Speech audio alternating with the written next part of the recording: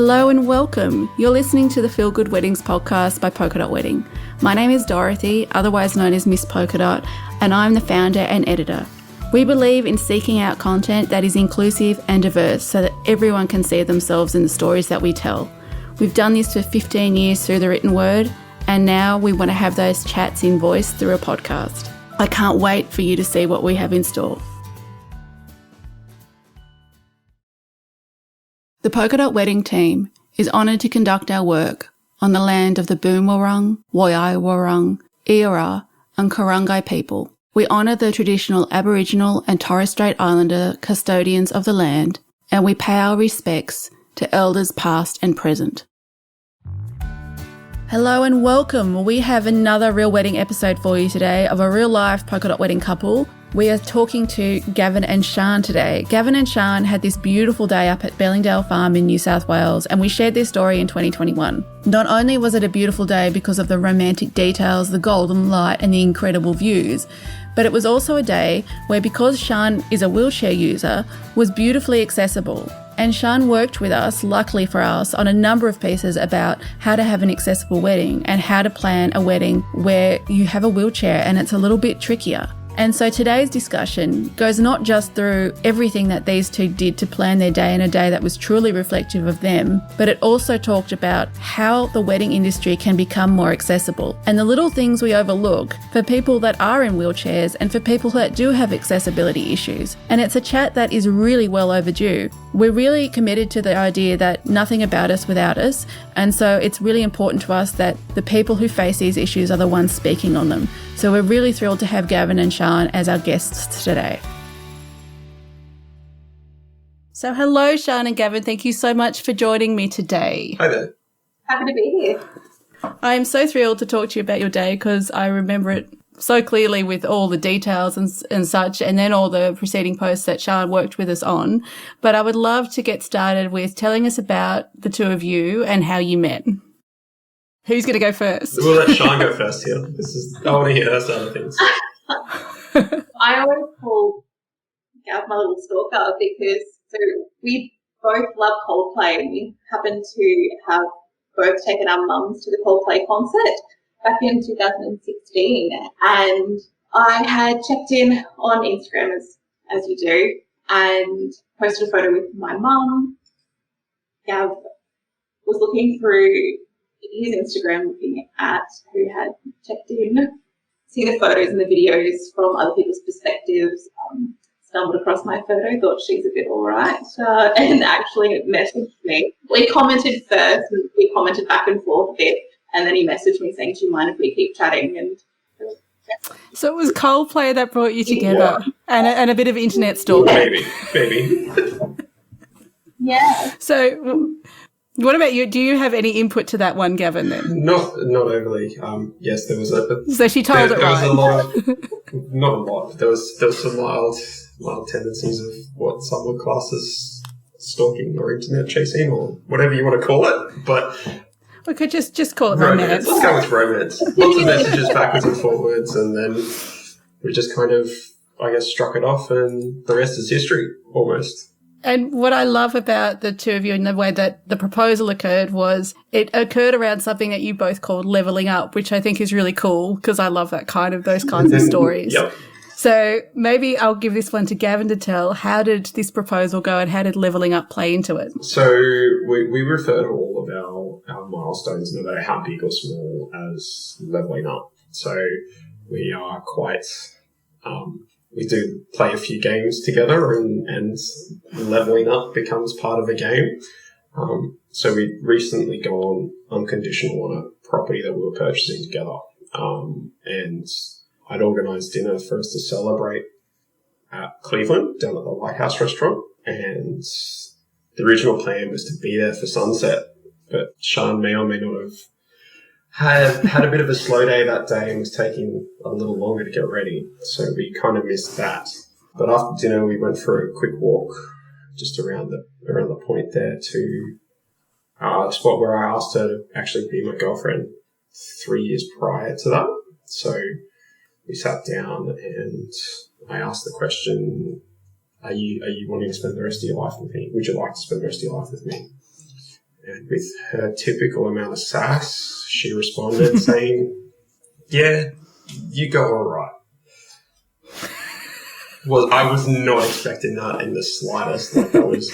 But you wanted a yes. It kind of threw me out the field then. It wasn't until you married me. Are you sure? Are you sure you want to? And I kind of laughed it off and put a little smirk on my face and went, "Well, we've already leveled up once this week, so how about we do it again?" And I got down and asked the question, and with the standard amount of tears and emotion and whatnot, Sian said yes. Finally. After leading you along a little bit. Yes.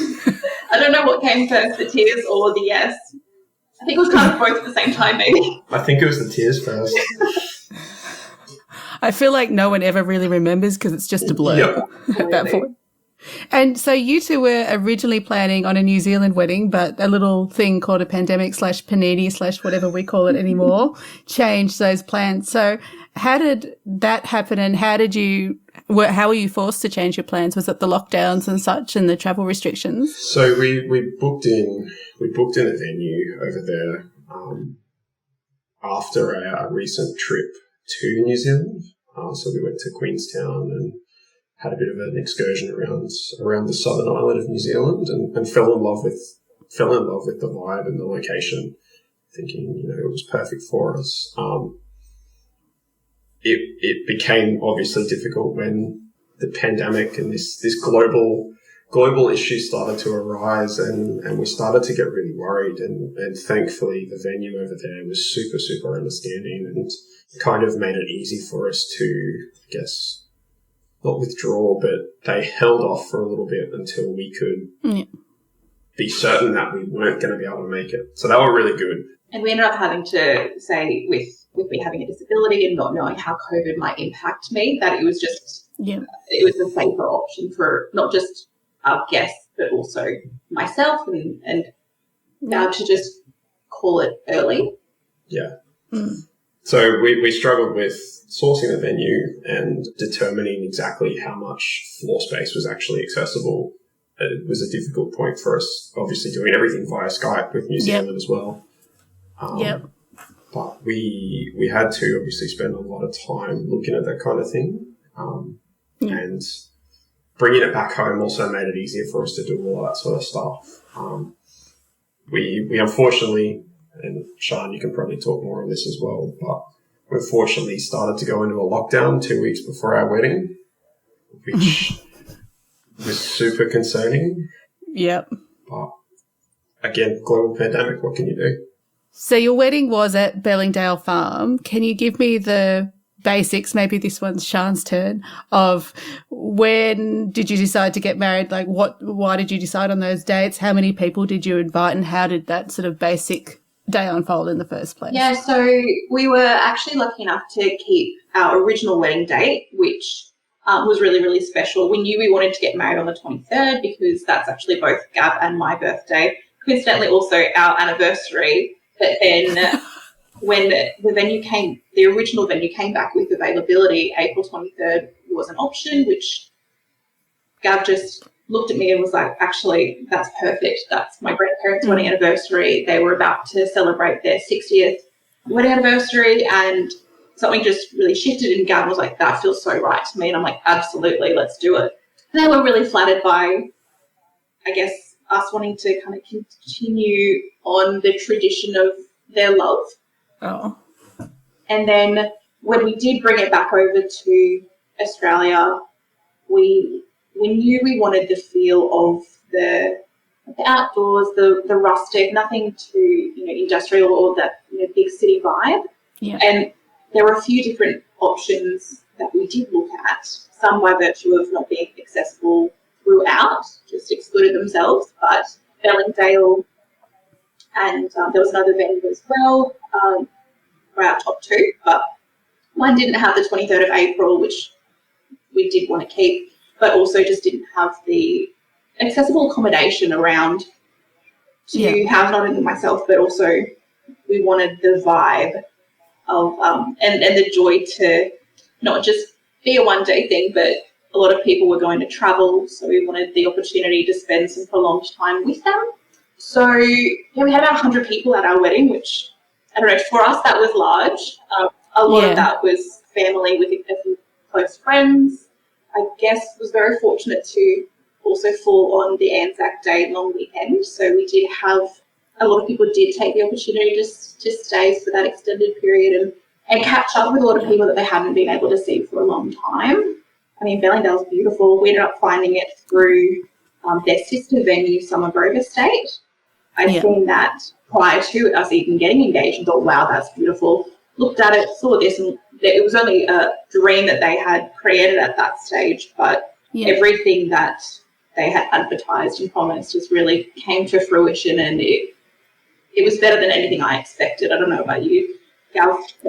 And when we first originally started having discussions with them, and we organised a visit to go and see Bellingdale, it was a complete construction site. And, you know, there was a hole in the roof where this tree had been growing through it, and there was a massive hole about the size of a dance floor where the dance floor should be. Like, it was a construction zone, and it was muddy, and it took a lot to really see the vision that they were putting together. Yeah. And damn, it was just what we were after. So you took a bit of a punt on it, really, then. Kind of, yeah. And is the venue where you started with your wedding planning? Because obviously for you, Sian, being a wheelchair user, that's the most important thing. Like, you don't want to, you know, start with a vision and you can't even execute it. So was that where you started with your planning? We sat down and said, what are our top 3 priorities or like non-negotiables? Yep. So that for us was the venue. We knew that oftentimes finding somewhere that really ticks all the accessible boxes does come with perhaps sometimes a little bit of a higher price tag than some other places. So that was one of our non-negotiables, but then also the dress and for Gav, the photography. So that's where we started. We knew we wanted to lock in the venue though, so that was really, I would say, the first step for us. Once you do that, I guess by virtue of where it is, then the vendors who are close and have any sort of affiliations or know the venue really well, it made it a lot easier because Bellingdale did have a lot of really good connections, and people, being a new venue, had come in and done their own styling for it, for the Tweed Wedding Trail. So that was really, really helpful as well. Did you set out with a vision of the atmosphere you wanted for your wedding to have? Most definitely. We wanted it to be like a fun, I guess, inclusive, open day and, well, weekend in the whole sense. So because it was the Anzac Day long weekend, it gave us that opportunity to really have everyone there and spend extended time with, you know, we had people travelling from Sydney and northern Queensland and different areas all across the state. So it made it really worthwhile to push and have that family time connected with a very important date. Yeah. So family was the most important thing. Yeah. But the venue itself, we wanted to, well, the day itself, we wanted to have something that was really lighthearted and just, we don't take ourselves too seriously. So we really wanted the day to reflect that as well. And I love flowers and all things pretty, and we wanted a chill vibe that was just really soft and just went with the flow. I think that was the other thing that I think you mastered that. Having someone that's seen many, many weddings, I think you mastered that. That's something we have to be really careful with whenever we try and plan to go anywhere, is we have to be able to adapt because Sian does use a wheelchair. You know, plans change and can change so quickly, you know, with anything that we go to. Yep. Where did you start with things like the details? So you love the pretty, which, I mean, is evident. The whole day was so beautiful. Can we talk about your flowers, the cake, the decor? Who did you use? Why did you choose them? All that kind of stuff. Well, I think like anybody who decides to get married or plan an event or anything, I started with Pinterest. I had a very detailed Pinterest board that then led to I have a wedding planner, which then Gav linked into a wedding spreadsheet for all things budgeting, and so that we could keep, we had it on OneDrive so that we could both edit to it. So that's probably where we started, was wanting to bring the dream to life, and that started with finding a florist. As I said before, they have some really great suppliers of vendors who they have used before, who have really good knowledge of the venue, and had the opportunity, being a new venue, to really play around and get creative.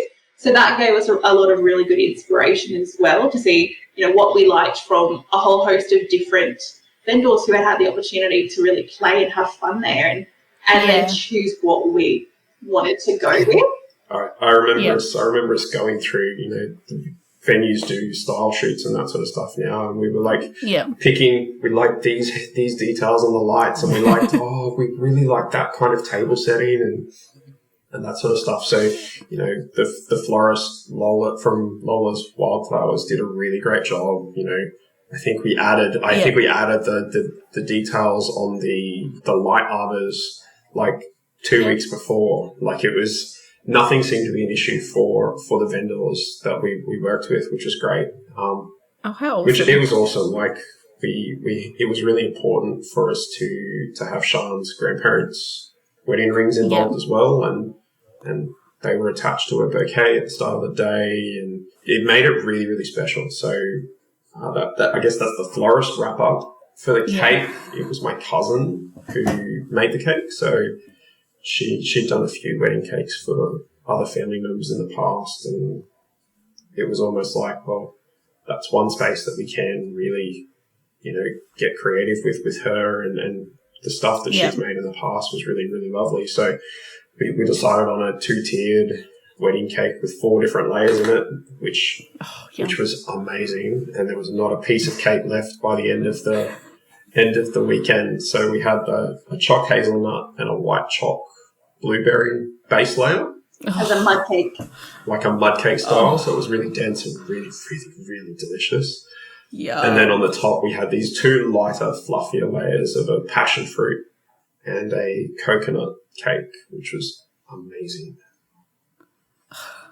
It's a bit treacherous recording this at lunchtime, though, isn't it? Because now I really want cake. Oh, yeah. It sounds amazing.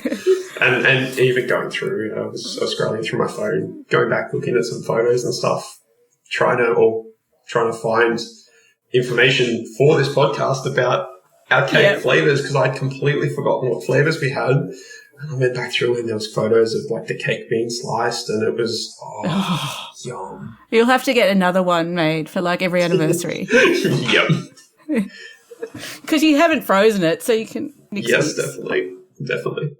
And for all the other miscellaneous stuff, we went through a couple other local suppliers down there and hired things like charger plates and napkins and you had Polaroid cameras as your guest books, didn't you? Yeah, that probably was just a last-minute add-on, because we had been umming and ahhing about, did we want to have a photo booth?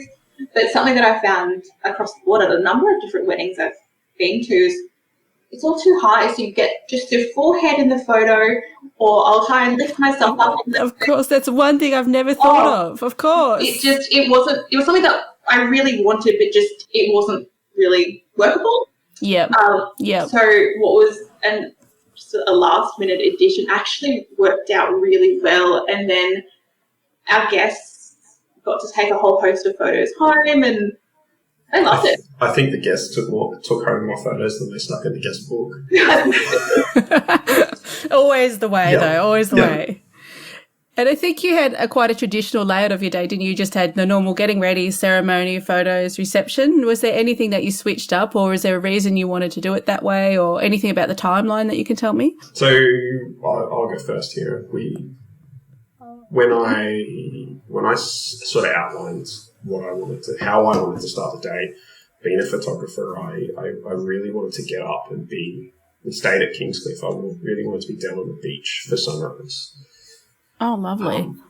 It was originally just going to be me and the bridal party, or the wedding party, but it soon kind of grew to be my family and then some of Sian's family, and then it was like this big event, and I was like, I was not expecting that, but the whole concept was, everyone gets a little bit nervous on their wedding day, so I thought, let's get down, let's do something that I really love, which is just sitting on the beach and listening to the ocean and that sort of stuff. And we started the day with maybe a little cheeky nip of a scotch that I'd picked off the shelf the night before, and it was a really nice way to start the day.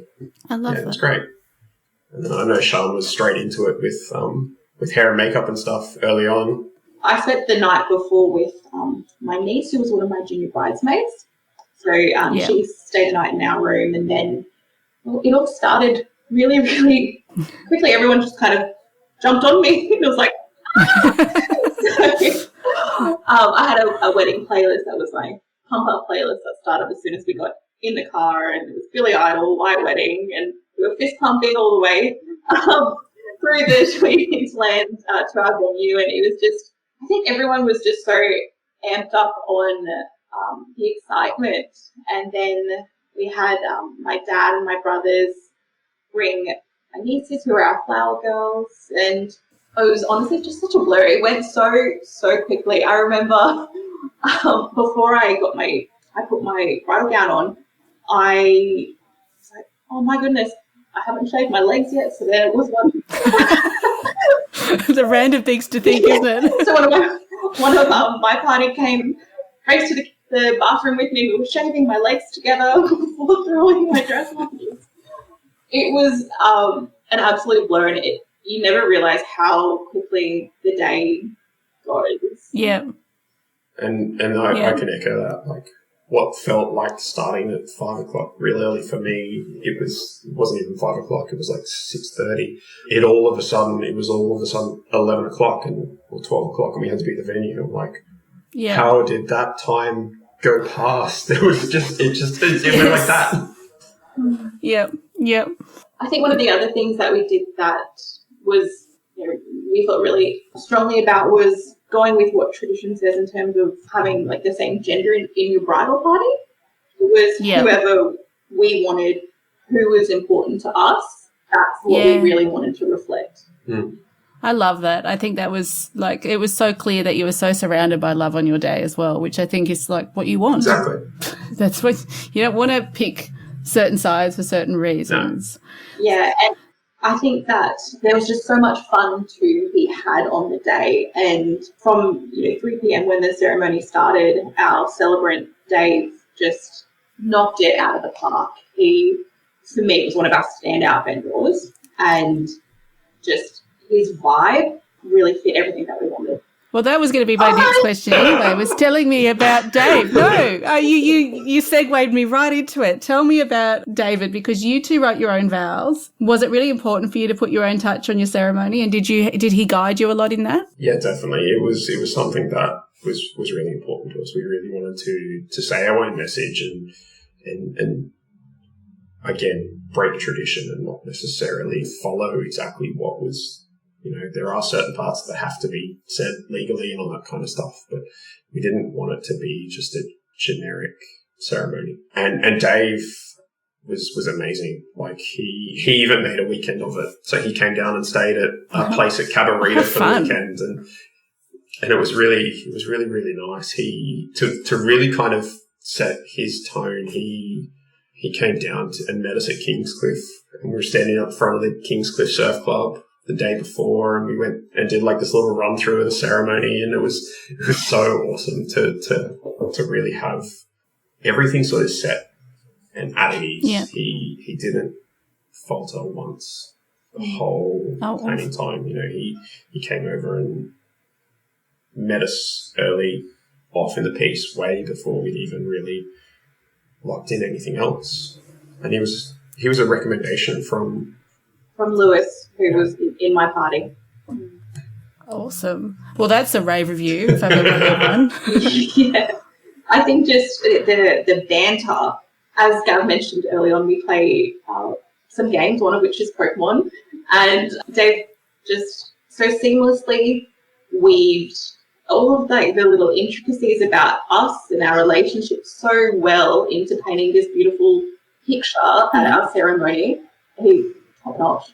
And I guess my last point there was the thing that I remember most from him was that day before when he came and met us, he asked the question, so this mustache I've got on my face. Should I keep it or should I remove it? And we're like, that's your signature. Why? No, keep it. That's the way it is. Keep that there for sure. He was just, of all the questions you said you were going to ask, I didn't think that would be it. Yeah, pretty much. Yeah, his biggest priority was just aiming to please and being whatever we needed him to be, which I think is a really great attribute for a celebrant. Yeah. Attire, which I know is not as straightforward for you both as walking into a shop and trying on what fits. So let's start with Gavin, who is a little bit more straightforward. What did you wear on the day? So we went to MJ Bale and picked up a suit jacket and some chinos from there. I knew I wanted a really relaxed fit and feel for the whole day. As someone who, when they get nervous, tends to perspire a little bit more than the average person.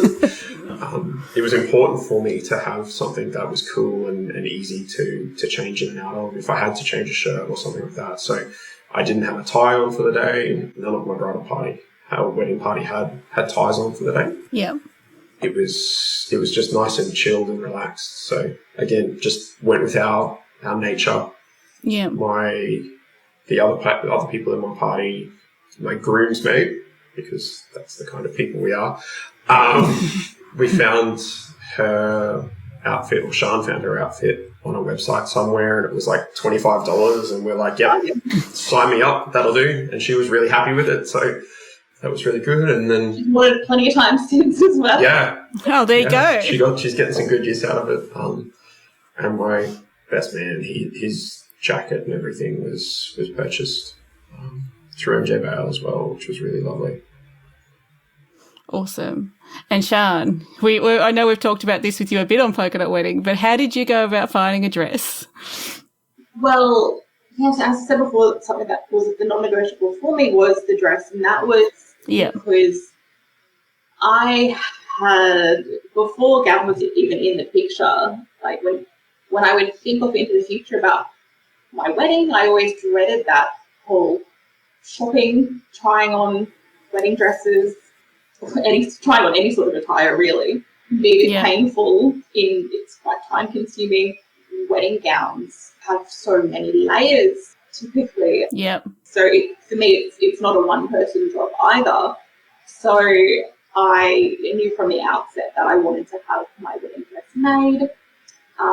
I had found a wonderful designer by the name of Susan Ogg, and I found her for my best friend and Nanawa, his wedding a few years prior when I was in his wedding party, and I approached her to make my dress, and one of the best decisions I could have made, because she ended up coming to my house when she had first made my bridesmaid's dress for my friend's wedding.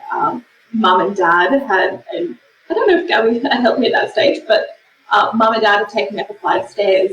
So this time around she was like, let's not do that again. So it worked in really well. She came over to my house multiple times. She's so knowledgeable about what fit my body shape, how to cut the fabric when you are sitting down so it's not bulky or it's not getting caught in the wheels.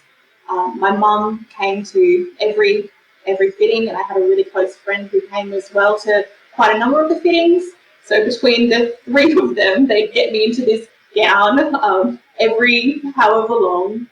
And she was just so open to looking at new options of what could work.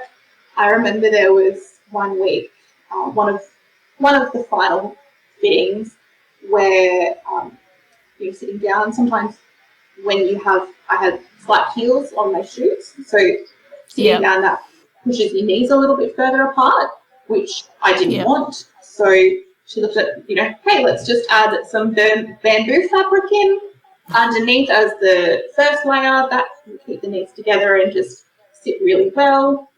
For someone who, prior to me, from what I understand, hadn't made a dress for anyone in a wheelchair before,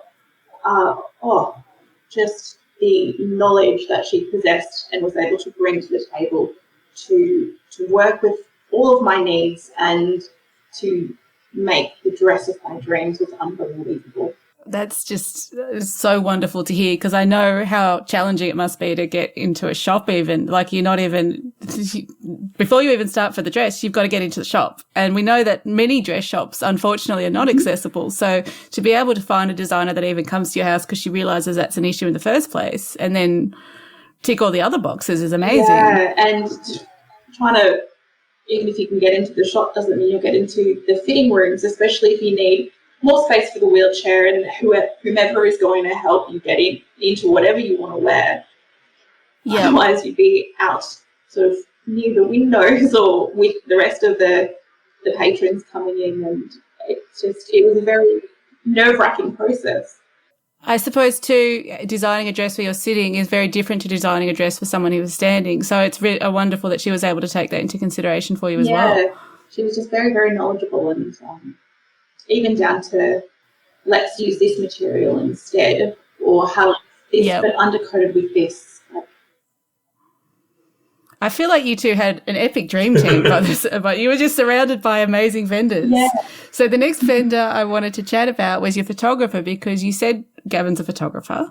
So that means your standards are pretty high, and you chose Fig Tree. Yeah.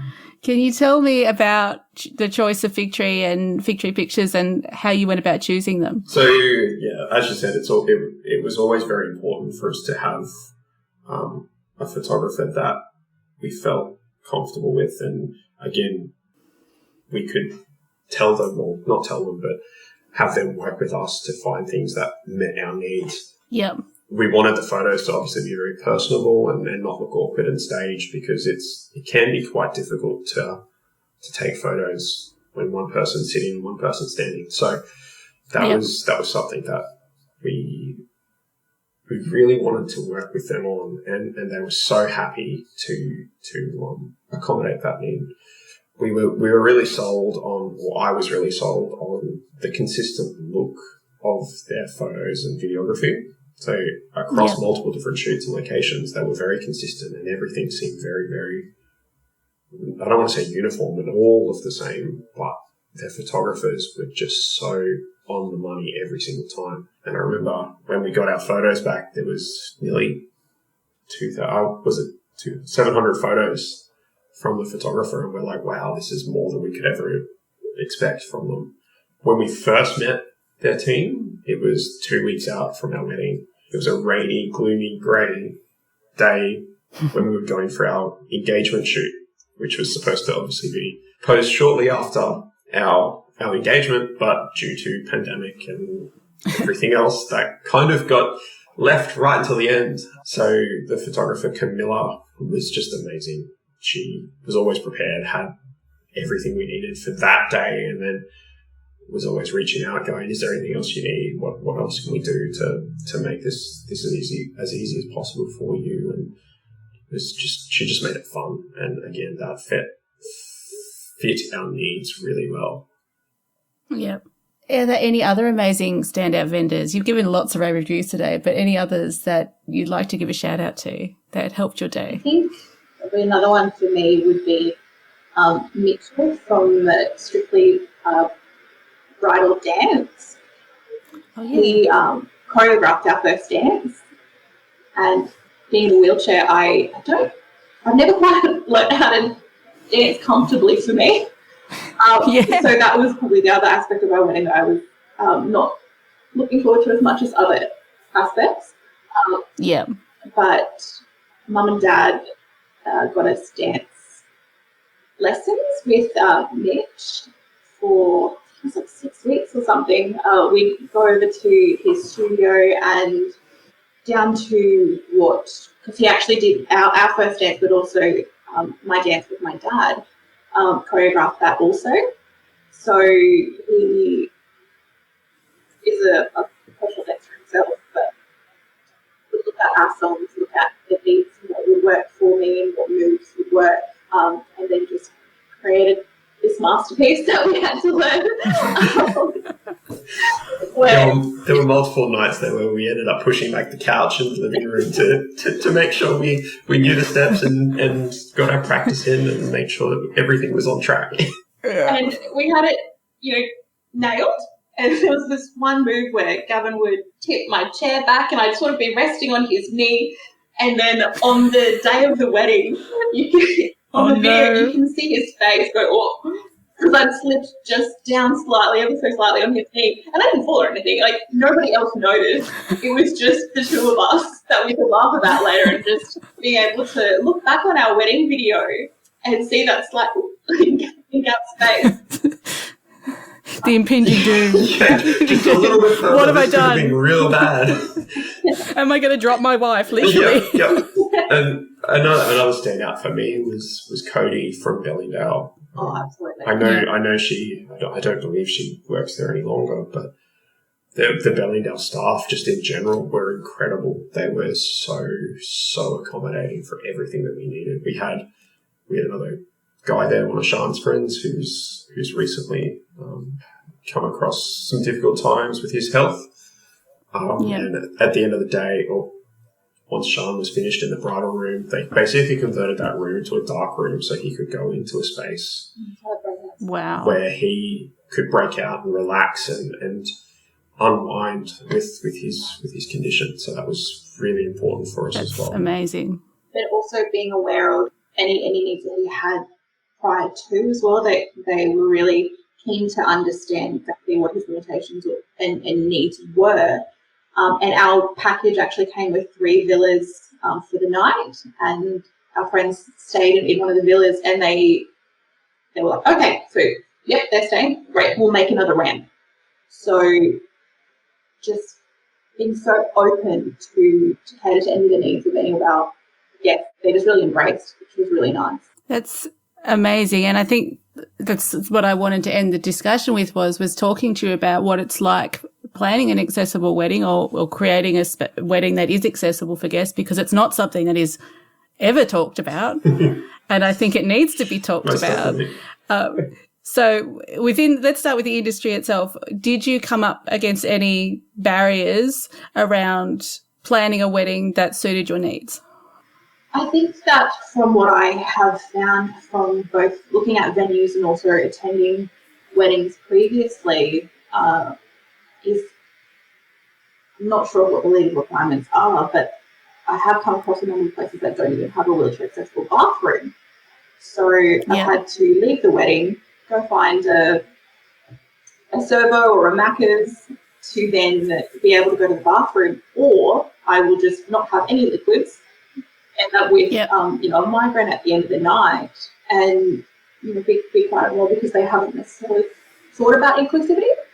So I think that asking the question would be a really great place to start around, do you have any guests that have any disabilities or any special needs or any requirements, anyone who even has had a recent injury that might need some access considerations, any considerations really, that asking that question a priority to the couple who they've created their wedding guest list.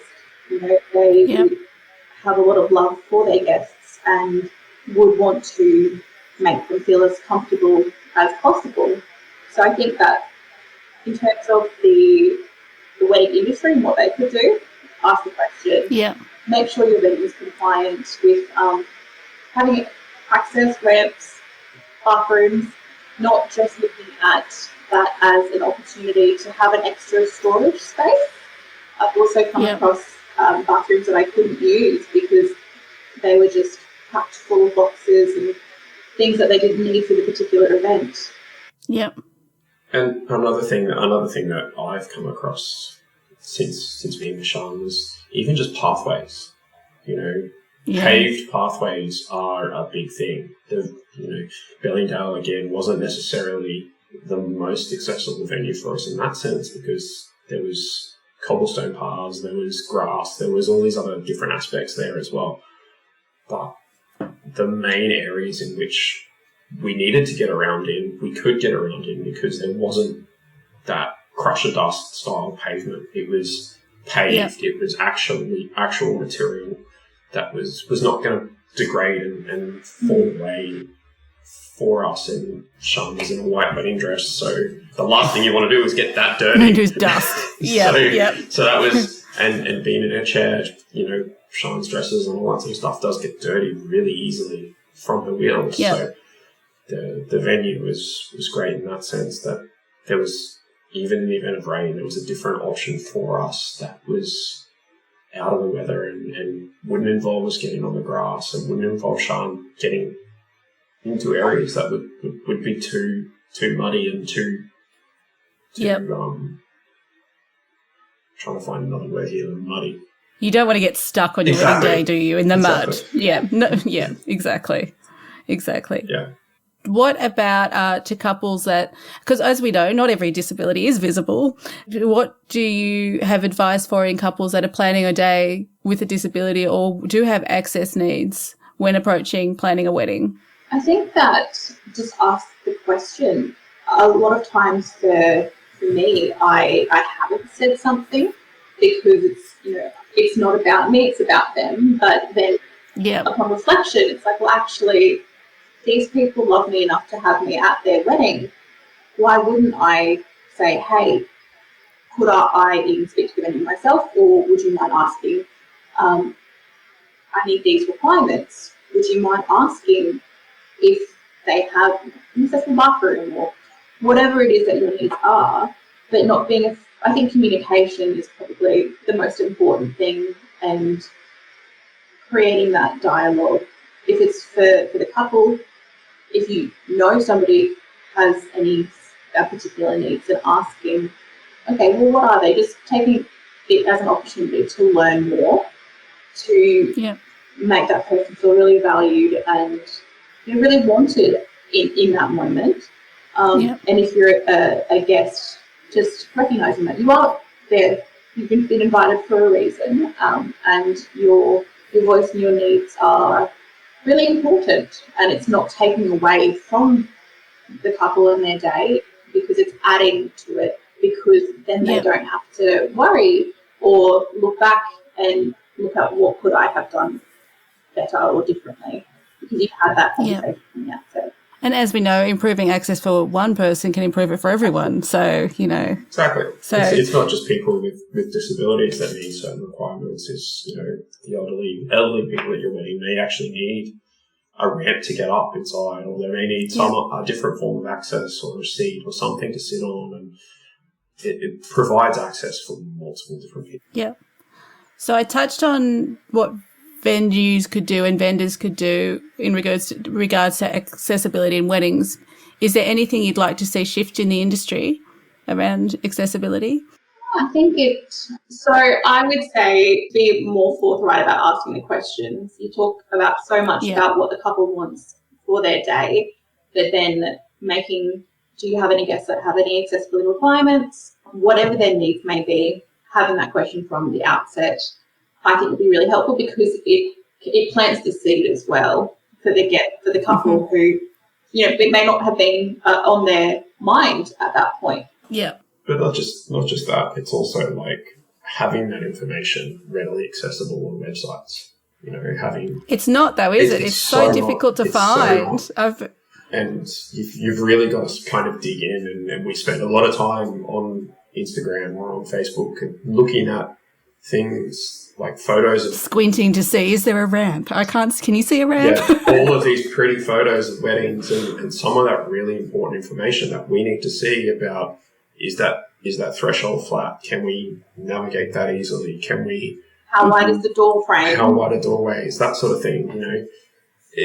Accessibility requirements need to become more visible in this world. Yeah.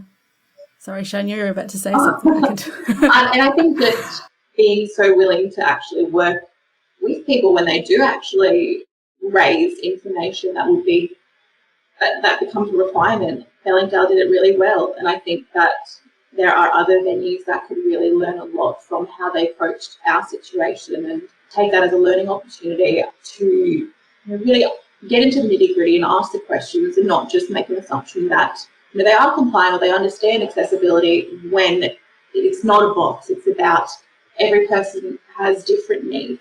Yes. And not making any assumptions. Yeah. So that's a really wonderful note to end on, apart from what I'm about to ask you next, because I feel like you've just given us so much amazing advice, and I'm really, really grateful for it, because I think it's so important to hear it from the people who are experiencing it rather than anyone else. So thank you so much for that. What is next for you two? What are your plans for the future ahead? If you can plan in a pandemic. I realise this question is slightly odd in the middle of a pandemic.